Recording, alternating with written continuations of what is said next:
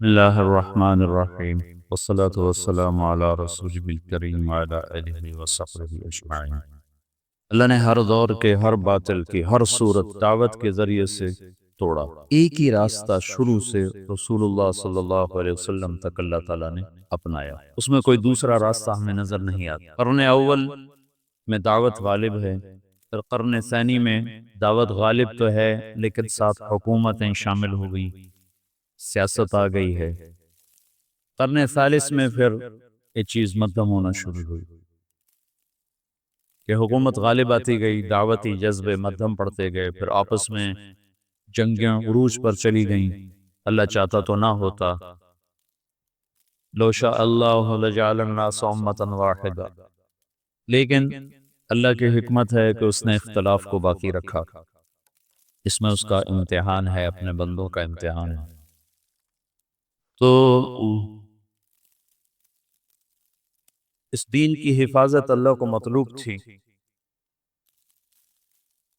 تو اس کے قبل اس کے کہ لوگ ہوا پرستی میں گمراہ ہوتے، اور وہ شخصیات جو مجمع علیہ تھی، اور وہ شخصیات جو ہماگیر تھی، جن کا علم زندگی کے تمام شعبوں سے جو متعلق ضروریات ہیں ان سب پر ان کا علم حاوی تھا۔ ایک آدمی پورا مدرسہ ہوتا تھا۔ ایسے لوگ کم ہوتے جا رہے ہیں، ہوائے نفس بڑھتی جا رہی ہے، تو اللہ نے امت کو 4 مذاہب پہ جمع کر دیا۔ یہ اللہ کا تکوینی نظام تھا۔ نہ ابو حنیفہ، نہ مالک، نہ شافعی، نہ ابن حنبل رحمۃ اللہ تعالی علیہ، ان میں سے کسی نے اس سوچ کے ساتھ اپنے علمی جہود کو نہیں اٹھایا تھا کہ لوگ ہمارے تابع ہوں گے، ہماری فقہ پر عمل کریں گے، ہمارے فتاوی پر عمل کریں گے۔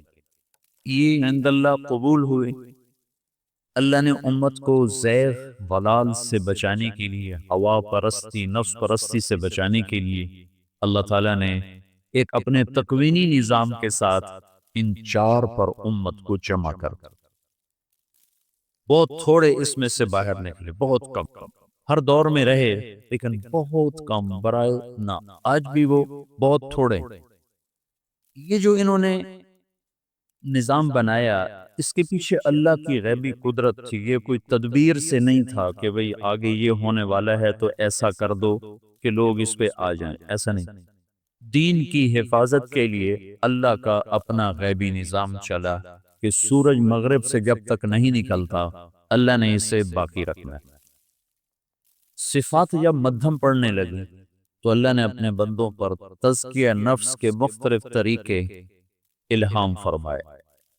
یہ جو ایک وجہ لکھی جاتی ہے کہ پھر علماء میں دنیا طلبی پیدا ہو گئی تو پھر مشائخ نے یہ طریقے ایجاد کیے، یہ بات مجھے وزنی نہیں لگتی۔ علماء ہر دور میں تھوڑے ہوتے ہیں، اور اس دور میں اور بھی تھوڑے تھے۔ ایسے مدارس نہیں تھے، ایسے کھلے عام علم کا نظام نہیں تھا۔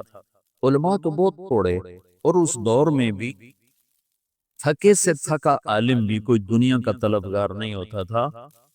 میں آج تمہارے دورے کے بچوں کو کہہ رہا تھا کہ آج بھی جتنے ہمارے مدارس سے فارغ ہونے والے لڑکے ہیں، 100 میں ایک کوئی ہوگا جو اس دین سے دنیا چاہتا ہو، ورنہ اس گئے گزرے دور میں بھی ساری کمیوں کے باوجود وہ مخلص ضرور ہوتا۔ وہ اپنے 8-9 سال اس نے سو کے گزارے، اس کو ذرہ و ضرب کی گردان تک نہیں آتے، لیکن میں پھرا ہوں، میرا تجربہ ہے، میرا مشاہدہ ہے، میرا کتابی نہیں ہے، کتاب سے مشاہدہ ہے کہ 100 میں 99 آج بھی مخلص، عمل میں کوتا ہوں گے، ممکن ہے وہ نماز بھی نہ پڑھتا ہو، یہ بھی آمین ہے، لیکن اس نسبت سے وہ دنیا چاہتا ہو، ایسا کوئی 100 میں ایک ہو۔ تو اس دور میں تو کوئی لاکھوں میں ایک ایسا ہوتا تھا، کوئی اس نسبت سے دنیا چاہتا ہو۔ یہ بھی اللہ کا ایک تکوینی نظام چلا، جیسے کہ مذاہب اربع کو اللہ نے وجود دیا تو وہ 4 حضرات اس لیے نہیں بیٹھے تھے کہ اب ہوائے نفس ہے اور علم کا زوال ہے تو ہم ایک ترتیب بنا دیں، ایسی بات نہیں۔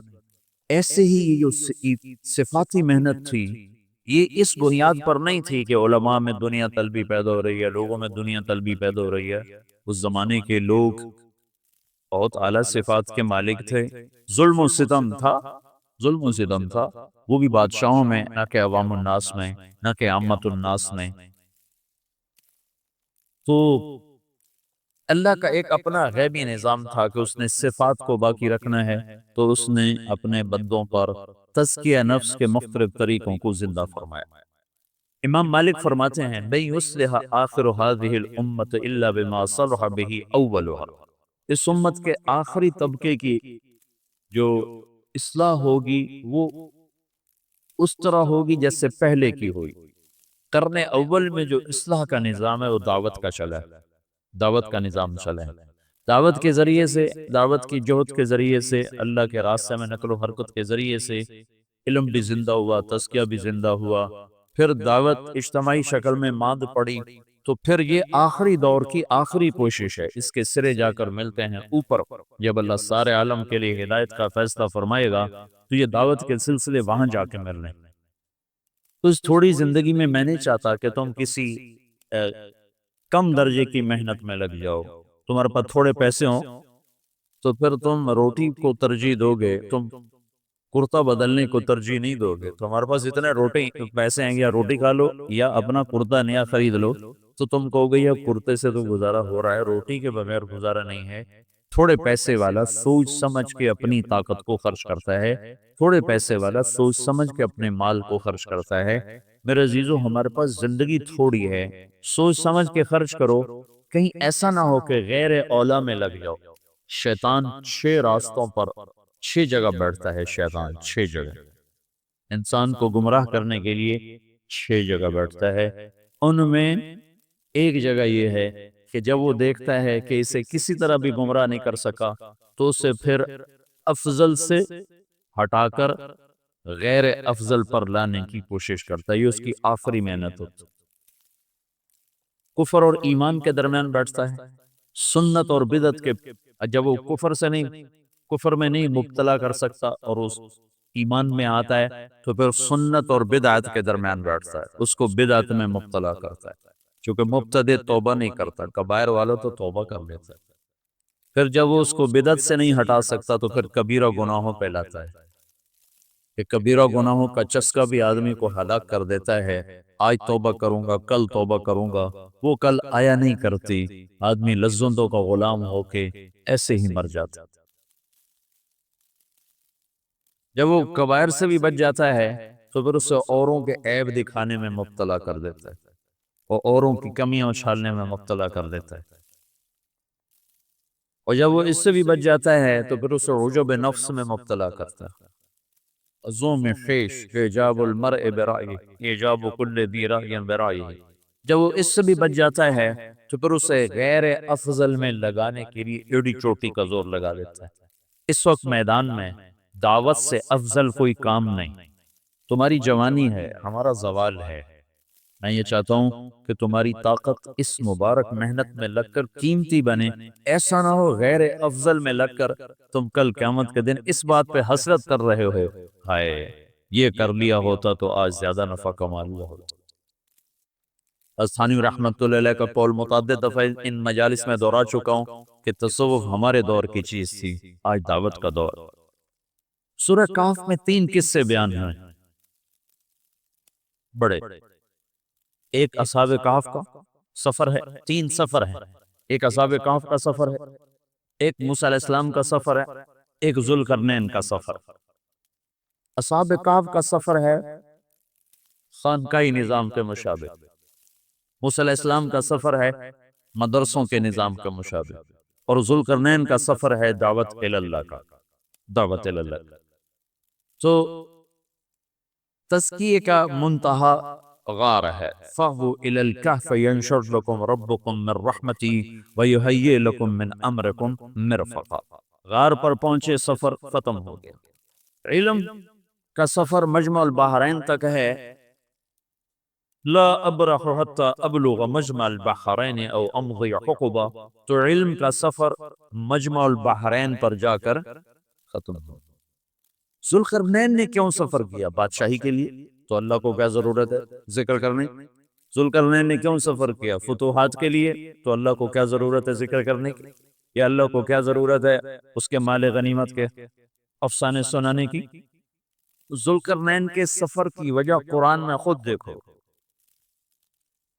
قال اما من ظلم فسوف نعذبه ثم يرد الى ربه فيعذبه عذابا نكرا واما من آمن وعمل صالحا فله جزاء الحسنى وسنقول له من امرنا يسرا ثم اتبع سببا۔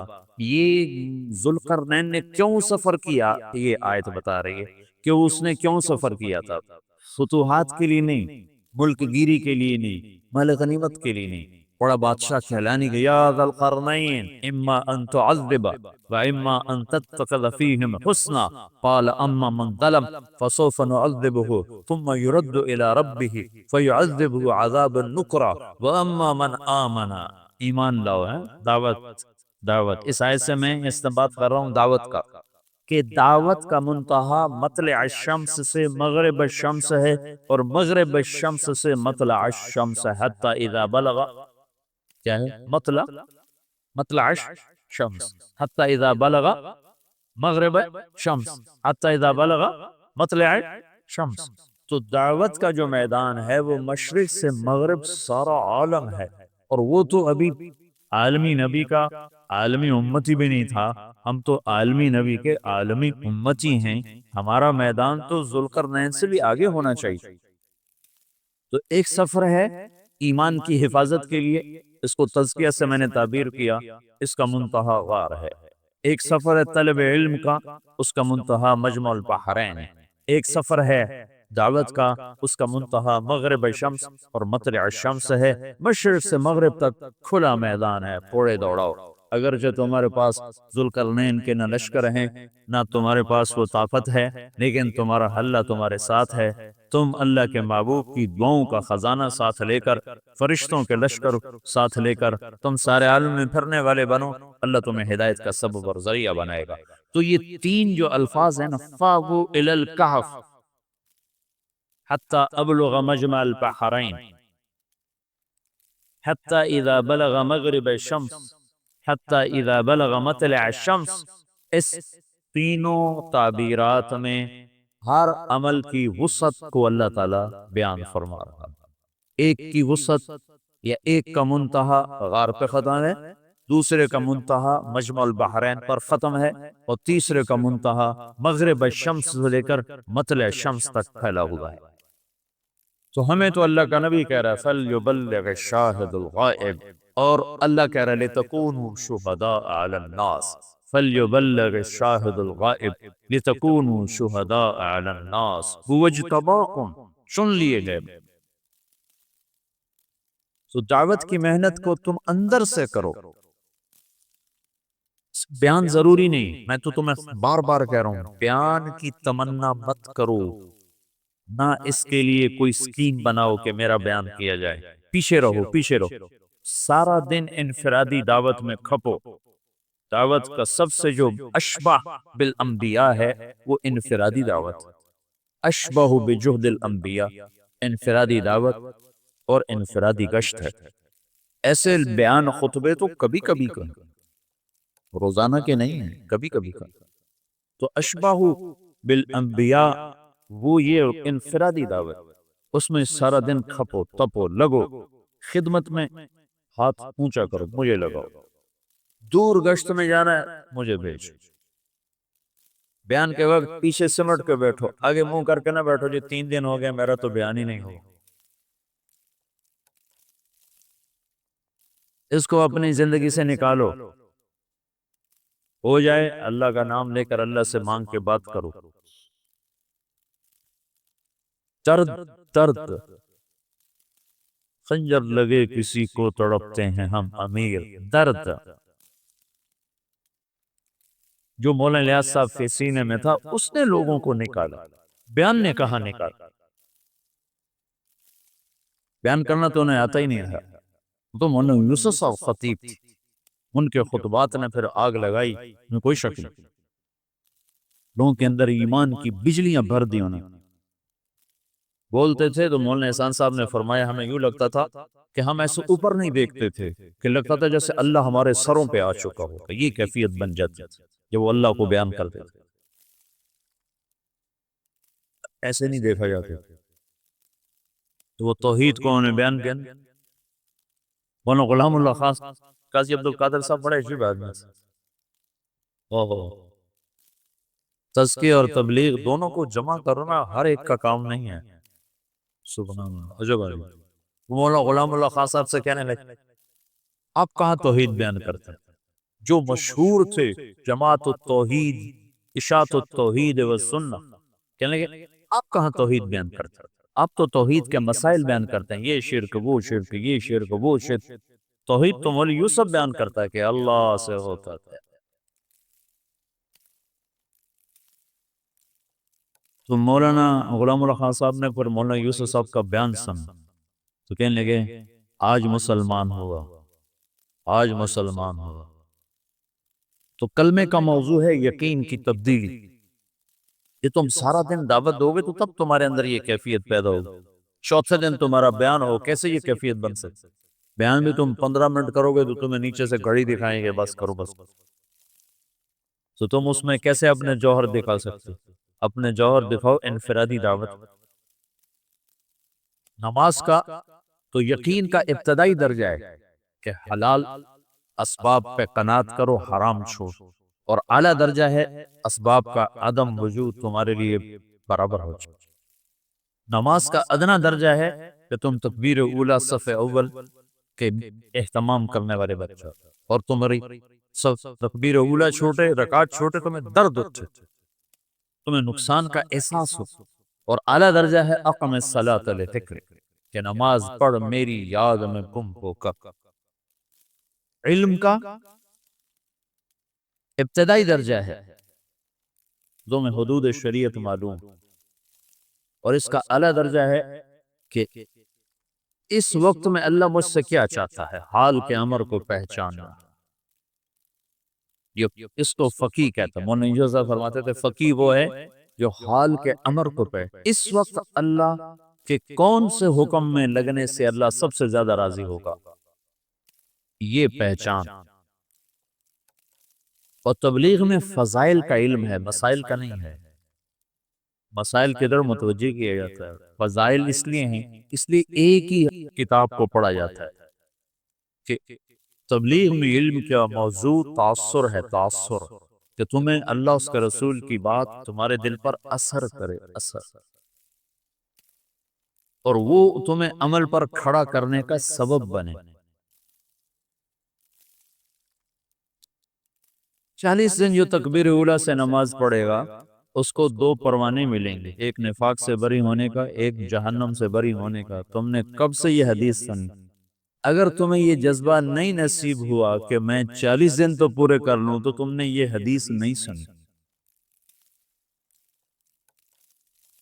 اگر انہیں پہلی صف کا پتہ چل جائے تو یہ گھسٹ کر آئیں اور لڑائیوں سے جگہ حاصل کریں۔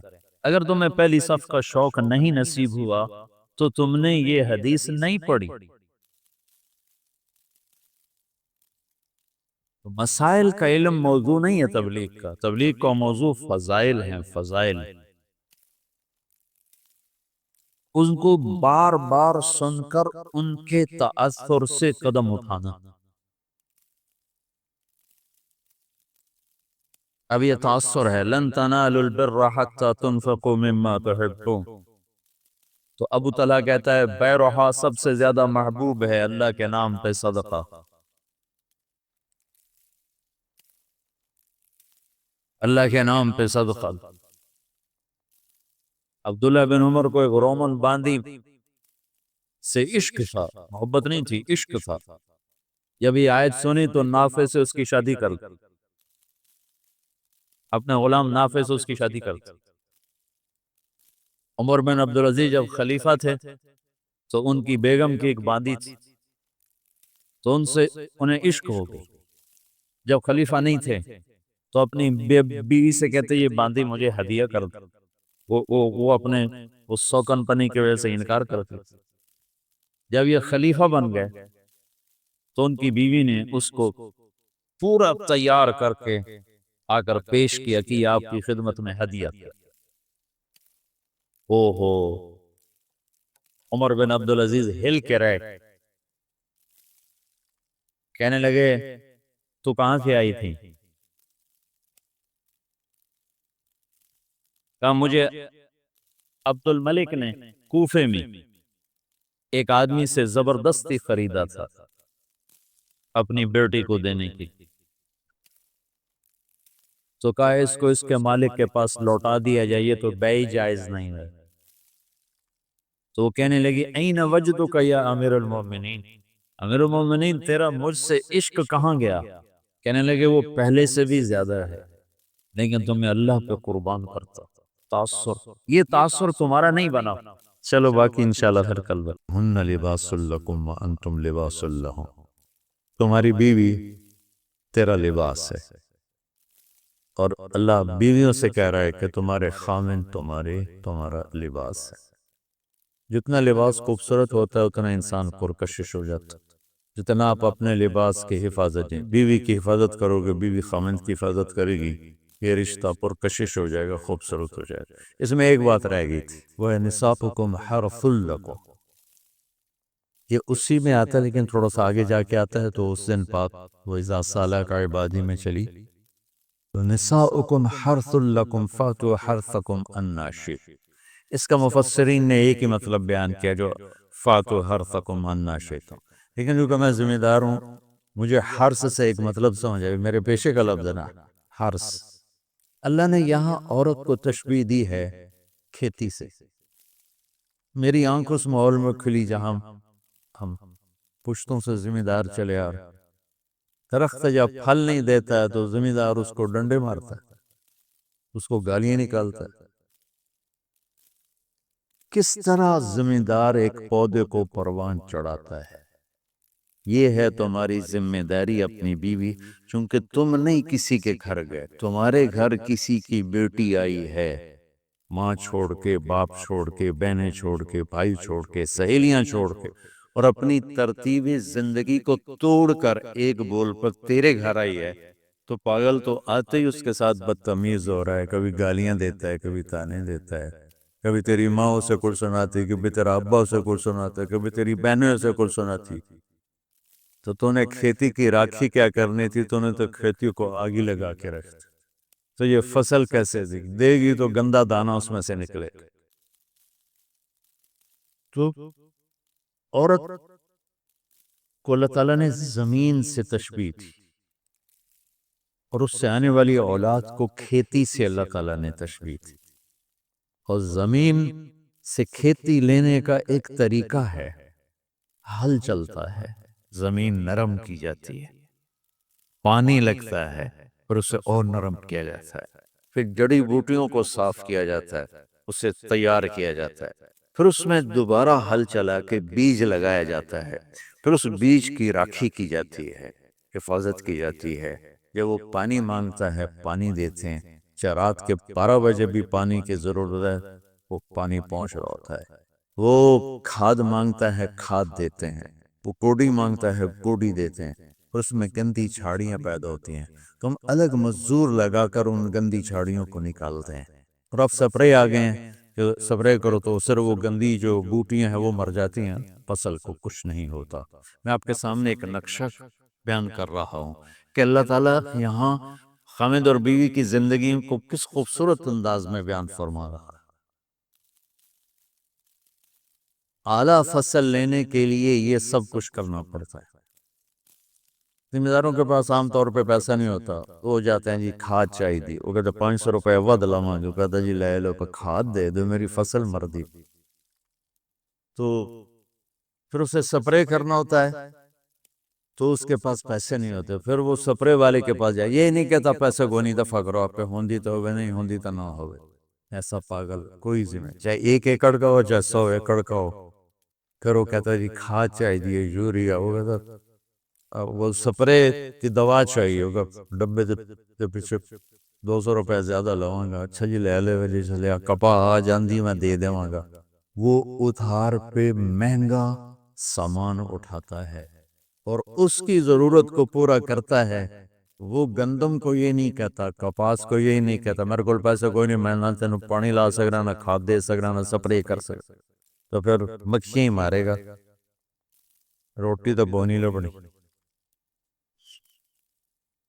مرد کی زمین میں محبت کا حل چلاؤ، اپنے رات کے آنسوں سے اس کو پانی لگاؤ، اپنے اخلاق کے ذریعے سے اس میں بیج ڈالو،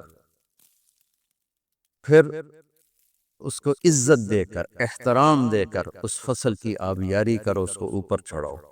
اس میں جو گندی جھاڑیاں ہو گئیں، کبھی یہ ادھر سے گندا آئے گا، کبھی ادھر سے گندگی آئے گی، کبھی ساس کی طرف سے، کبھی سسر کی طرف سے، کبھی بہنوں کی طرف سے، کبھی لڑکی کے ماں باپ کی طرف۔ بعض لڑکی کے ماں باپ ایسے بے وقوف ہوتے ہیں کہ اپنی بیٹیوں کا گھر گجاڑ دیتے ہیں، شادی کرنے کے بعد بھی بیٹی کو اپنے حکم پر چلانے کی کوشش کرتے ہیں، تو خاوند کہاں برداشت کرتا ہے؟ شادی کے بعد بیوی پر ماں کا حق نہیں ہے، باپ کا حق نہیں ہونے کا مطلب ہے کہ پہلے اب خاوند کا حق ہے، پھر ماں باپ کا حق ہے۔ ماں کچھ کہے، خاوند کچھ کہے، تو اسے خاوند کی اطاعت کرنی ہے، ماں کی نہیں، ماں کی نہیں۔ لیکن کچھ والدین ایسے ہیں کہ اپنے بیٹیوں کو برباد کر دیتے ہیں، پیچھے سے ڈوریں ہلا ہلا ہلا، ایسے کیسز چھوڑے ہیں۔ زیادہ جو مسئلہ ہے وہ سسرالی مسئلہ ہے، تو اس میں وہ جو گندی جھاڑیاں پیدا ہوتی ہیں نا، ان کو وہ سلیقے سے نکالتا رہے، نکالتا رہے، نکالتا رہے، نکالتا رہے، اور اس کی حفاظت کرتا رہے۔ یہ جو آموں کا باغ لگتا ہے نا، تو چھوٹا ہوتا ہے، جب سردی آتی ہیں تو اس کو ہم کور کر لیتے ہیں سارے، پہلے اس کے اوپر چونے کا سپرے کرتے ہیں، چونے کا، کہ اس کے پتوں کے اوپر ایک تہ جم جائے، اور اس کے تنے پر بھی چونا لگاتے ہیں تاکہ ٹھنڈک اندر نہ جائے، پھر اس کو یوں کور کر دیتے ہیں کہ اندر سردی نہ جائے۔ اتنی حفاظت ایک چھوٹے سے پودے کی جاتی ہے، تب جا کر وہ پروان چڑھتا ہے۔ اور سب سے بڑا پودا انسان ہے، اور سب سے قیمتی دھرتی ماں ہے، اور سب سے قیمتی رشتہ خاوند اور بیوی ہے۔ اور آج کے خاوند بیوی کو ماں کی گالیاں نکال رہے، بہنوں کی گالیاں نکال رہے، جیسے وہ خرید کے کسی لونڈی کو خرید کے نہیں، کسی کی بیٹی ہے تو کھیتی، تم لوگ دورے والے اب جا رہے ہو، تمہاری شادیاں ہو گئی، تو اللہ کے واسطے بچوں بدتمیز نہ بننا اپنی بیویوں کے ساتھ، یاد رکھنا میری باتوں کو۔ وہ جو گیت تم نے سنا نہیں، میری عمر بھر کا ریاض تھا، میرے درد کی تھی وہ داستان جسے تم ہنسی میں اڑا گئے۔ کہیں ایسا نہ کر دینا میری باتوں سے۔ اگر اپنی زندگی کو خوبصورت دیکھنا چاہتے ہو، عالیشان دیکھنا چاہتے ہو، اپنے اخلاق اچھے کر،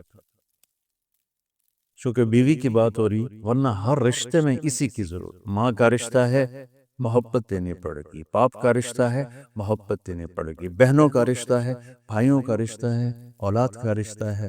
اگر اولاد پر ہی ڈنڈے برساؤ گے تو تم سے متنفر ہو جائیں گے۔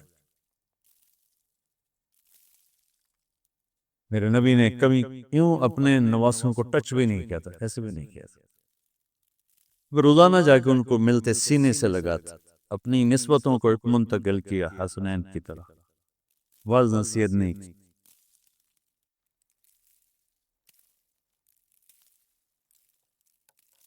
بہت سے بچے علماء کے، تبلیغ والوں کے، نیک لوگوں کے ضائع ہو گئے کہ بچے کا ذوق نہیں دیکھا، بس حافظ بنانا ہے، عالم بنانا ہے، حافظ بنانا ہے، عالم بنانا، بناؤ حافظ، بناؤ عالم، پہلے ذوق دیکھ لو۔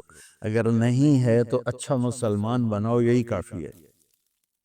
اگر زبردستی چلایا تو وہ بچہ نہ دین کا رہے گا، نہ دنیا کا رہے گا، نہ مدرسے کا رہے گا، نہ تبلیغ کا رہے گا۔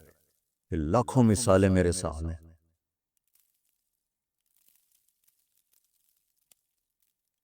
تو اولاد پر بھی جبر کرو گے تو باغی ہو جائیں۔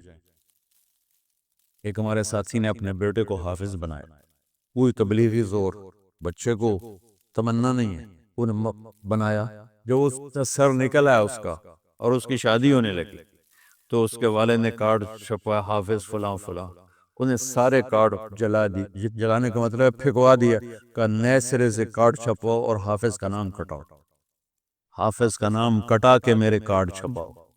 یہی فیصل آباد کا واقعہ ہے۔ تو تمہارے ساتھ عالم کا لفظ لگا ہوا ہے، تم کہو گے میری اولاد بھی عالم ہو، 6 مہینے کی اولاد، اس کے ساتھ بے بڑی ساری ٹوپی ہوئے، جی چاہے تو اسے لے داڑھی بھی کاٹ لو دی تسی، تو اتنے اتنے بچوں کے سر پہ ٹوپیاں چڑھائی ہوتی ہیں، ان کی فطرت کی زندگی، ان کو کھیلنے دو، انہیں ٹائم دو، انہیں دیکھو یہ کدھر مڑ رہے ہیں، جس طرف ان کا دھارا جا رہا ہے۔ صرف عالم بننے والا ہی مسلمان ہوتا ہے، صرف حافظ بننے والا ہی مسلمان ہے، اور کوئی مسلمان ہے ہی نہیں۔ اللہ نے ہمیں جو دعا سکھائی ہے، رب حبلی من الصالح، رب حبلی من العلماء تو نہیں کہا، رب حبلی من الحفاظ بھی نہیں کہا، من الصالحین۔ نیک ہونا ضروری ہے، عالم ہونا ہو گیا تو ٹھیک ہے، نصیب کی بات ہے، بہت اعلیٰ چیز، حافظ بن گیا بہت اعلیٰ چیز، لیکن زبردستی کراؤ گے پچھتاؤ۔ زندگی کے تمام شعبوں کو زندہ کر۔ ایک اور آیت سورۃ آل عمران کی ہے، یہ سارے دین کی روح ہے، اور یہ دین کا مرکزی نقطہ ہے، مرکزی نقطہ۔ جیسے گاڑی ہوتی ہے نا، اس کا بیلنس کیا جاتا ہے تو پھر وہ صحیح چلتی ہے، اس کا ایک نقطہ ہوتا ہے، اس پر آ کر چاروں ٹائروں کو ایک جیسے زاویے پر جمع کرنا ہوتا ہے، پھر وہ صحیح چلتی ہے۔ اگر وہ بیلنس آؤٹ ہو جائے تو سوزوکی ہو یا لینڈ کروزر ہو، وہ سیدھی نہیں چلے گی، کبھی یوں ہو جائے گی، کبھی یوں ہو جائے گی، کبھی یوں، وہ خود بھی تھکے گی اور مسافر کو بھی تھکائے گی۔ تو ہر چیز کا سینٹر پوائنٹ جب صحیح ہوتا ہے تو چیز صحیح چلتی ہے۔ اسلام کا جو مرکزی نقطہ اور پوائنٹ ہے وہ نرمی ہے، شدت نہیں، وہ نرمی ہے، وہ عبادات اور باقی ساری چیزیں اپنی اپنی جگہ پر، لیکن ان سب کو جوڑنے والی جو چیز ہے وہ نرمی ہے۔ یہ میں نے کہاں سے لیا؟ میں ایک دفعہ جا رہا تھا پاناما، تو سورہ کہف کو دیکھ کے پڑھ رہا تھا، ویسے مجھے یاد ہے میں دیکھ کے پڑھ رہا تھا، تو جب میں وَلْيَتَلَطَّفْ پر پہنچا تو حاشیے میں لکھا تھا نصف القرآن، تو میں ایسے تھوڑی دیر سوچ میں پڑا کہ یہ اللہ تو قادر ہے، یہاں کوئی لفظ لا سکتے تھے اللہ تعالیٰ، یہ کیوں لائے وَلْيَتَلَطَّفْ؟ حد سے زیادہ نرمی کا معاملہ کرنا۔ وہ جو روٹی لینے میں گیا ترکی میں، ترسوس ایک جگہ ہے جہاں اردن والے بھی دعویٰ کرتے ہیں کہ یہاں سے اصحاب کہف، میں نے وہ بھی دیکھا ہے، اور ترکی والے بھی کہتے ہیں میں نے وہ بھی دیکھا ہے۔ تو ترکی والا قرآن کی تعبیر سے زیادہ جوڑ کھاتا ہے، اردن والا جوڑ نہیں کھاتا ہے۔ اس کا وَلْيَتَلَطَّفْ، اے بھائی کوئی بھاؤتاؤ کے چکر میں نہ پڑنا، بڑی نرمی سے پیار محبت سے، پر روٹی لے کے آجا بھوک لگی، اور صیغہ مبالغہ کا ہے، تلطف، تفاعل، مبالغہ اور تکلف۔ تو تمہارے اندر اگر سختی ہے پھر بھی تم با تکلف نرمی کرو، تمہارے اندر شدت ہے پھر بھی اپنے اوپر نرمی طاری کرو۔ تو یہاں سے مجھے یہ بات سمجھ میں آئی کہ پوری شریعت کا سینٹر پوائنٹ قرآن ہے، اور قرآن کا سینٹر پوائنٹ نرمی ہے، وَلْيَتَلَطَّفْ۔ اب ہمارے ڈانٹ ڈپٹ کو بزرگی سمجھا جاتا، ڈانٹ ڈپٹ کو تربیت سمجھا جاتا، استاد شاگرد کو ڈانٹ رہے ہیں، پیر مریدوں کو ڈانٹ رہے ہیں، امیر مامور کو ڈانٹ رہے ہیں، والدین اولاد کو ڈانٹ رہے ہیں، اور میرا اللہ کہہ رہا ہے نرمی۔ اب آیت سنو، یہ بات سمجھ میں آئے گی؟ اب آیت سے اللہ تعالیٰ فرما رہا ہے اپنے محبوب سے، فَبِمَا رَحْمَةٍ مِّنَ اللَّهِ لِنْتَ لَهُمْ وَلَوْ كُنْتَ فَظًّا غَلِيظَ الْقَلْبِ لَانفَضُّوا مِنْ حَوْلِكَ فَاعْفُ عَنْهُمْ واستغفر لهم وشاورهم في الأمر فإذا عزمت فتوكل على الله إن الله يحب المتوكلين. لنت لهم برحمت اللہ، یوں ہونا چاہیے. جو نحو کا قاعدہ فعل پہلے ہوتا ہے اس کے متعلقات بعد میں ہوتے ہیں. تو لنت لهم برحمت اللہ، آپ اللہ کی رحمت سے نرم ہو کے اپنے امت کے لیے.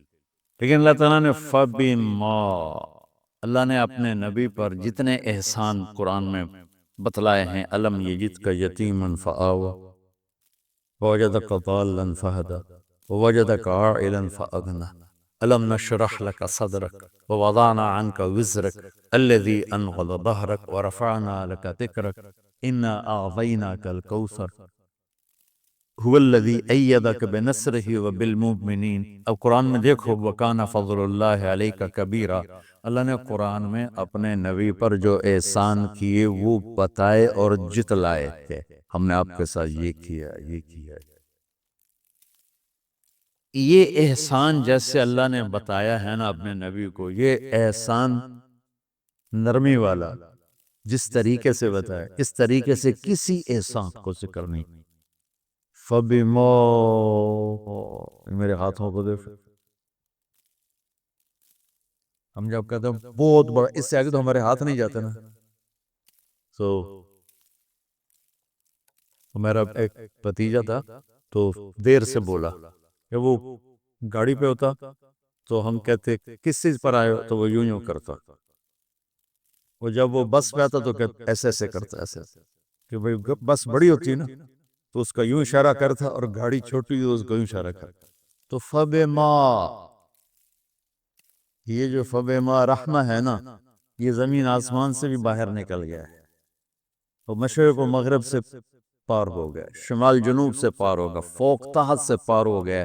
اللہ تعالیٰ فرما رہے ہیں میرے محبوب میری اتنی بڑی رحمت آپ پر آئی جس کو آپ کے رب کے سوا کوئی نہیں جانتا، اور پھر آپ نرم ہو گئے، نرم ہو گئے.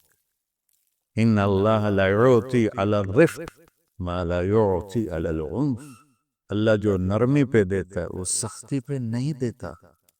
لو کان الرفق خلقا لما رأى الناس خلقا احسن منہ، نرمی کی کوئی شکل ہوتی تو اس سے حسین کائنات میں کوئی شکل نہ ہوتی، جنت کی حور سے بھی اعلیٰ شکل ہوتی.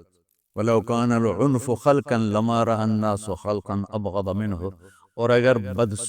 اور اگر بد اخلاقی کی، سخت مزاجی کی کوئی شکل ہوتی تو شیطان سے بھی زیادہ خوفناک ہوتی.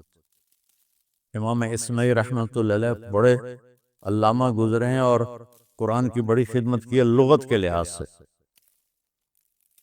تھے انتہائی بدصورت، کولا سیاہ اور حبشی ٹائپ. کہنے لگے زندگی میں کبھی دھوکہ نہیں کھایا سوائے ایک دفعہ ایک لڑکی نے مجھے ایسا بیوقوف بنایا کہ میرے 14 طبق روشن کر دیے کہ میں جا رہا تھا تو ایک خوبصورت لڑکی نے مجھے مسکرا کے اشارہ کیا.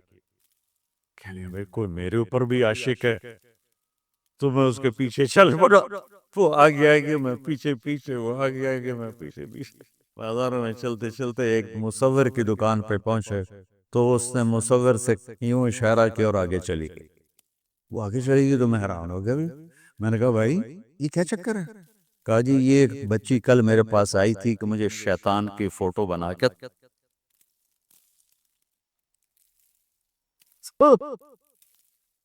تو میں نے اس سے کہا بیٹی میں نے تو شیطان دیکھا نہیں، تو مجھے دکھا، تو میں اس کا فوٹو بناؤں. تو آج تمہیں لے کر کہہ رہی تھی یہ ہوتا ہے، ایسا ہوتا. اگر سختی کی کوئی شکل ہوتی نا تو شیطان سے بھی بدصورت ہوتی. ہماری زندگی میں جو آئی ہیں نا رکاوٹیں، اس کا کوئی بڑا سبب نہیں ہے.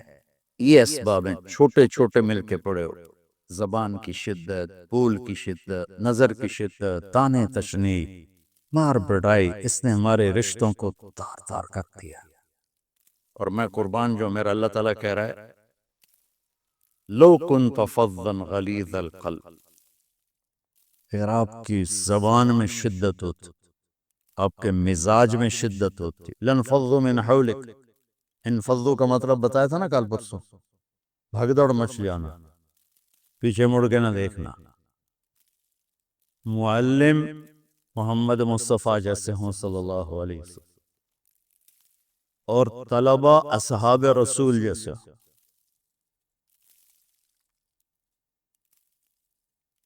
محمد الرسول اللہ، سورہ فتح اللہ نے یوں ایک آیت محمد الرسول اللہ والذین معہ.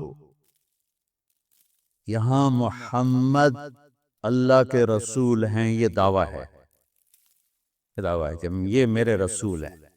تو پوچھنے والا پوچھتا ہے کہ اس کی دلیل کیا ہے؟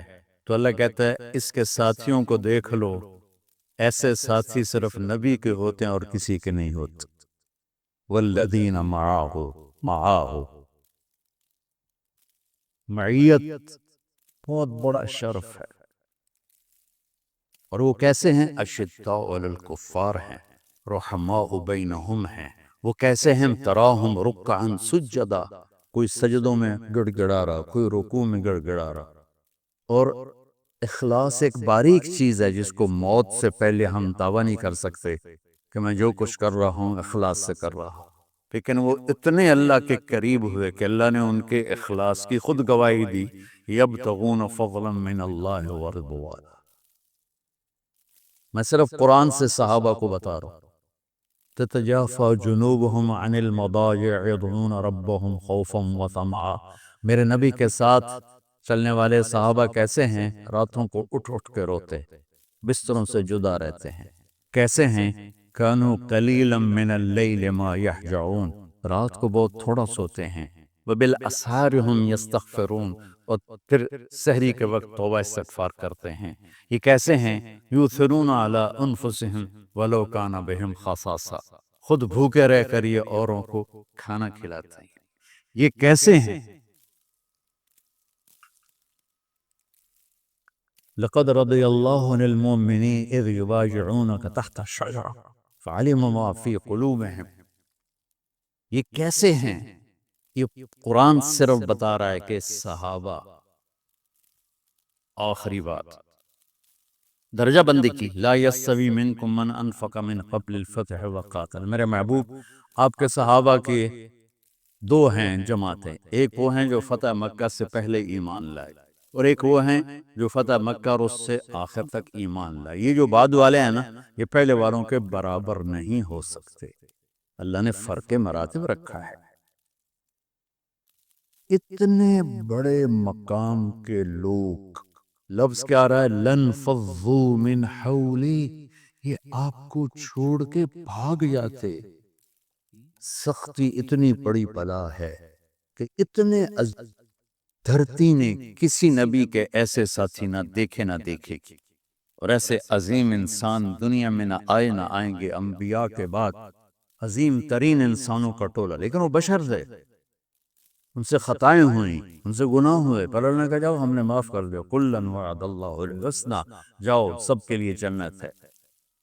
تو میرا اللہ کہہ رہا ہے میرے محبوب، اور اب تھوڑے سے احادیث سے سن لو. اب نے کہا ابو بکر جنتی، عمر جنتی، عثمان جنتی، علی جنتی، طلحہ جنتی، زبیر جنتی، سعد بن ابی وقاص جنتی، عبد الرحمن بن عوف جنتی، ابو عبیدہ بن جراح جنتی، سعید بن زید جنتی. بلال جب جنت میں جاتا ہوں تیرے پاؤں کی آہٹ اپنے آگے آگے سنتا ہوں. جس نے جنتی عورت کو دیکھنا ہو میں رومان کو دیکھ لی. بڑا بڑا مناقب صحابہ اٹھا کے دیکھو. میرا ایک امتی آئے گا جنت کے دروازوں پر تو 8 دروازے کھل کے کہیں گے مرحبا ادھر آ جائیں، ادھر ادھر. سلمان فارسی ایسے ہو، یا رسول اللہ کون ہے یہ؟ میں کہا یہ بیٹھا ہے ابو بکر، اس کو جنت کے 8 دروازے پکاریں. عمر ایک محل دیکھا بہت عالیشان، میں سمجھا میرا ہے. جب جانے لگا تو فرشتے نے کہا آپ کے غلام عمر بن خطاب کا ہے. عثمان جنت میں ہر نبی کا رفیق ہے، میرا رفیق تو ہے. پھر حضرت علی کا ہاتھ پکڑ کے کرتے کرتے کرتے یہاں لگا لیا. علی تو بھی خوش ہو جا، جنت میں تیرا گھر میرے گھر کے سامنے ہے. طلحہ زبیر، ہر جنتی کا ایک خادم، میرے دو خادم طلحہ اور زبیر. تو اس ایک لائن لگی پڑی ہے. اور میرا اللہ کہہ رہا ہے میرے محبوب اگر آپ کے مزاج میں شدت ہوتی تو ایسے عظیم الشان لوگ آپ کو چھوڑ کے بھاگ جاتے. بچوں کیا کر سنا سنا کے بھی تھک گیا ہو. ایک بلبل ہے کہ ہے محو ترنم اب تک، اس کے سینے میں ہے نغموں کا تلاطم اب تک. قید موسم سے طبیعت رہی آزاد اس کی، کاش گلشن میں کوئی سمجھے فریاد اس کی. میں تو پچھلے 20 سال سے فریاد کر رہا ہوں، او بھائیو نرمی اختیار کرو، محبتیں اختیار کرو، نفرت ہو اختلاف کرو، نفرت تو نہ کرو. بیوی سے اختلاف ہو گیا ہے تو نفرت تو نہ کر. بیوی بخامن سے ہو گیا نفرت تو نہ کر. بہن بھائیوں میں ہو جاتی اونچ نہیں، نفرت تو نہ کرو. سلام دعا ختم. تو آپ فارغ ہونے والے ہو، یہ اسباق یاد رکھو گے تو آپ ہی کو فائدہ ہوگا انشاءاللہ. پھر جہاں جاؤ گے گلاب کے پھول کی طرح مہکو گے. چمن میں بہت سے پھول ہوتے ہیں لیکن جہاں گلاب کھلا ہوتا ہے سب کی نظر وہیں جا کر ٹکتی. تو اگر میں نے یہ اخلاق بنا لی، یہ نرمی اپنے اندر پیدا کر لی، تو اللہ کی قسم گلاب کے پھول کی طرح مہکو گے ویسے. من یتق اللہ یجعل لہ مخرج ویرزقہ من حیث لا یحتسب. جو تقوی اختیار کرتا ہے اللہ تعالیٰ اس کو وہاں سے رزق دیتا ہے، اس کو ہر تنگی سے راستہ دیتا ہے، اور وہاں سے رزق دیتا ہے جہاں سے اس کو وہم و گمان بھی نہیں ہوتا. حضرت مقداد رضی اللہ تعالیٰ عنہ، مقداد رضی اللہ عنہ پیشاب کرنے گئے تو سامنے ایک سوراخ تھا. جہاں وہ بیٹھے پیشاب کر رہے تھے سوراخ تھا. تو ایک چوہا اندر سے نکلا اور 1 دینار آپ کے سامنے پھینک کے اندر چلا گیا. پھر گیا، پھر ایک دوسرا دینار لے کے آیا، پھر 3، پھر 4، پھر 5، پھر 6، پھر 7، پھر 8، 19 دینار اس نے اپنے سوراخ سے نکال کے حضرت مقداد کے سامنے پھینک کے اندر چلا گیا. وہ بڑے بھی حیران پریشان.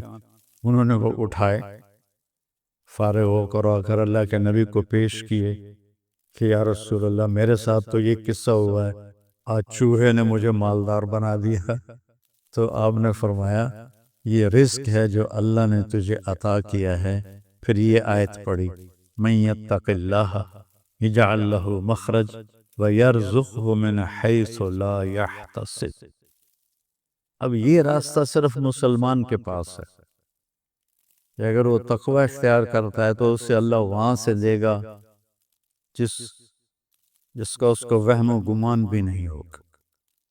من یتق اللہ یجعل لہ من امرہ یسرا. جو تقوی اختیار کرے گا اللہ اس کے لیے آسانیاں پیدا کر دے گا. من یتق اللہ یکفر عنہ سیئاتہ ویعظم لہ اجرا. جو تقوی اختیار کرے گا اللہ اس کے گناہوں کو معاف کر دے گا، صاف کر دے گا. یکفر کا مطلب ہوتا ہے نشان مٹا دینا، عفا کا مطلب ہوتا ہے چھپا دینا، اور تکفیر کا مطلب ہوتا ہے نشان مٹا دینا. اللہ ان کے گناہوں کے نشان مٹا دے گا اور ان کا اجر بہت زیادہ کر دے گا. ان تصبروا وتتقوا لا يضركم كيدهم شيئا ان اللہ بما يعملون محیط. تم صبر اور تقوی اختیار کرو تو دشمن کی کوئی چال تمہارے اوپر کارگر نہیں ہوگی. اللہ ان کا گھیرا ڈالے ہوئے ہے، ان کے گرد گھیرا ڈالے ہوئے. تقوی کی مثال کیا ہے؟ آپ کے پاس پیسے ہوں اللہ کے فضل سے تو آپ ہر چیز خرید سکتے ہیں، گھر خرید سکتے ہیں، گاڑی خرید سکتے ہیں، جائیداد بنا سکتے ہیں، سیر و تفریح کر سکتے ہیں. تو تقوی ایک ایسا سرمایہ ہے جس سے آپ دین کے ہر عمل پہ چل سکتے ہیں۔ تقوی ایک ایسا سرمایہ ہے جس پر آپ دین کے ہر عمل کو اپنا سکتے ہیں اور اس پہ چل سکتے ہیں۔ حضرت عمر نے کعب احبار سے پوچھا تقوی کیا ہے؟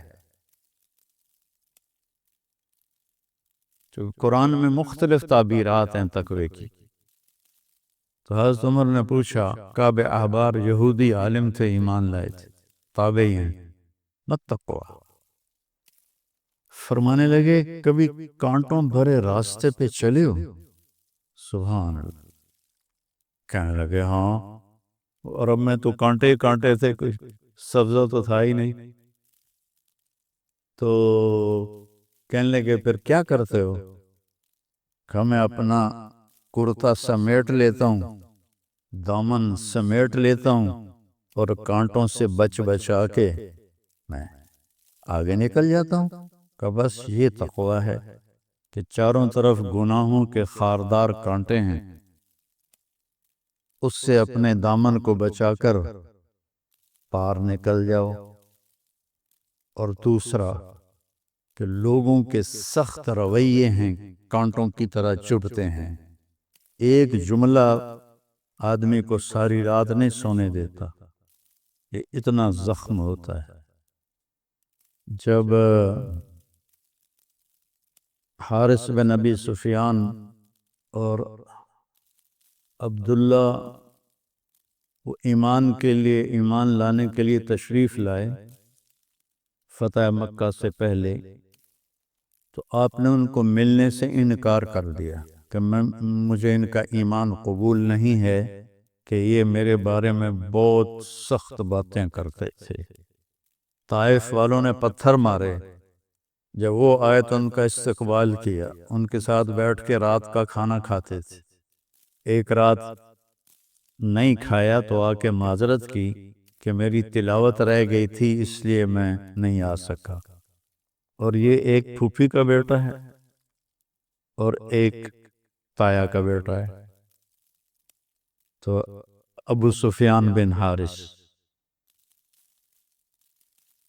صاحب کے سب سے بڑے تایا تھے کہ مجھے ان کا ایمان قبول نہیں ہے، یہ میرے بارے میں بہت سخت باتیں کرتے تھے۔ پھر حضرت ام سلمہ نے سفارش کی تو پھر ان کو بلایا۔ تو لوگوں کے سخت رویے کانٹوں کی طرح ایسے راستے میں ہیں، تو ان میں الجھنے کی بجائے دامن بچاؤ، کان بند کرو اور آگے چلے جاؤ، جواب دینے کے چکر میں نہ پڑو، اور اپنے دل کو صاف کر کے آگے نکل جاؤ۔ تو روزے کا صلہ بتایا گیا ہے تقوی، کہ اس سے انسان کو تقوی حاصل ہوتا ہے، اللہ کی خشیت، اللہ سے حیا کو تقوی کہتے ہیں۔ ایک گناہ نہ کرنا کہ دوزخ میں جاؤں گا، یہ بھی ایمان کا حصہ ہے۔ ایک گناہ نہ کرنا کہ مجھے اللہ سے شرم آتی، مجھے اللہ سے حیا آتی ہے، یہ حیا کا جو درجہ ہے یہ خوف کے درجے سے بڑا ہے۔ یا ایھا الذین آمنوا، یہ عزت صرف اس امت کو ملی ہے اور کسی امت کو یہ اعزاز نہیں ملا۔ کتب علیکم الصیام، تم پہ روزے ہم نے فرض کیے ہیں، کما کتب علی الذین من قبلکم، جیسے تم سے پہلے لوگوں پر ہم نے روزہ فرض کیا تھا، تم پر بھی فرض کیا ہے۔ کیا ملے گا؟ لعلکم تتقون، تمہیں تقوی ملے گا۔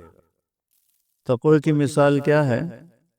آپ کے پاس پیسے ہوں اللہ کے فضل سے تو آپ ہر چیز خرید سکتے ہیں، گھر خرید سکتے ہیں، گاڑی خرید سکتے ہیں، جائیداد بنا سکتے ہیں، سیر و تفریح کر سکتے ہیں۔ تو تقوی ایک ایسا سرمایہ ہے جس سے آپ دین کے ہر عمل پہ چل سکتے ہیں۔ تقوی ایک ایسا سرمایہ ہے جس پر آپ دین کے ہر عمل کو اپنا سکتے ہیں اور اس پہ چل سکتے ہیں۔